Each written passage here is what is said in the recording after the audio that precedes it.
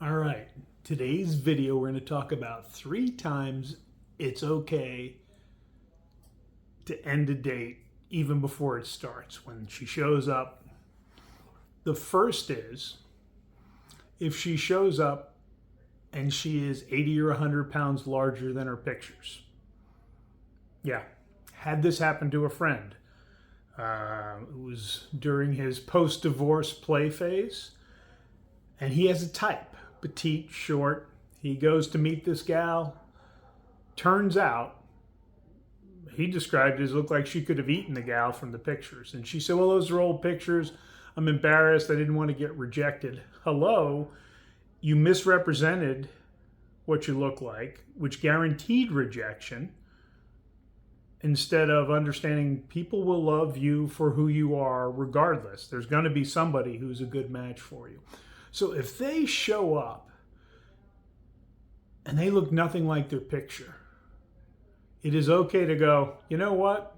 This doesn't work for me, and I wish you the best of luck, but I'm not going to waste either of our time. And same thing for ladies. I hear ladies complain about men who use pictures that are old. It's a two-way street on this one, okay? Again, it goes to misrepresenting significantly who you are. The second one, kind of in the same line, she shows up and she's got purple and green hair and has one of those nose rings, and there was no pictures like that on the dating profile.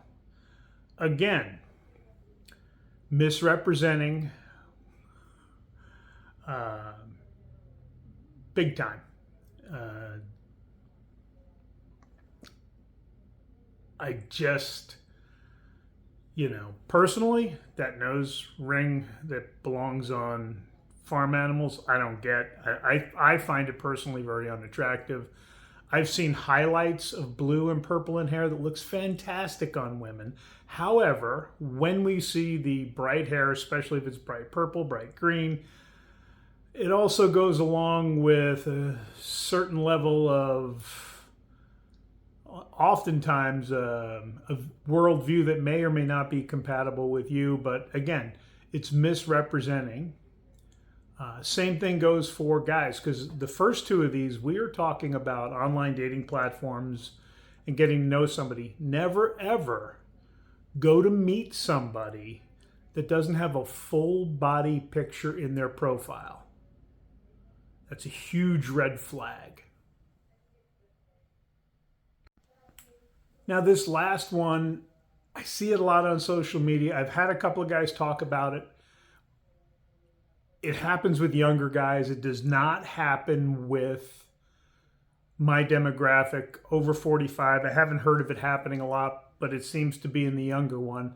And she shows up to your date and she brings friends. No, you're not paying for their meals. It was supposed to be a one-on-one date. Tell her, this is not what I had planned for this evening. It was for you and I to get to know each other. There is no reason in this world to be surprised that other people arrive with her on a date. So all three of these are perfect examples of when you can just go, nope, I'm out. You don't need to be polite, but you don't need to sugarcoat it. You don't need to go through with the date. Even when I was dating and there was one or two, we just didn't click. And my first date's always a coffee date, okay? Back then, or an ice cream or a drink. And if we didn't click, I would either tell them, hey, best of luck. Don't feel a connection. Or I would text them later after it ended and just say, hey, I didn't feel there was a spark there. Best of luck. It was a pleasure meeting you. Plain and simple.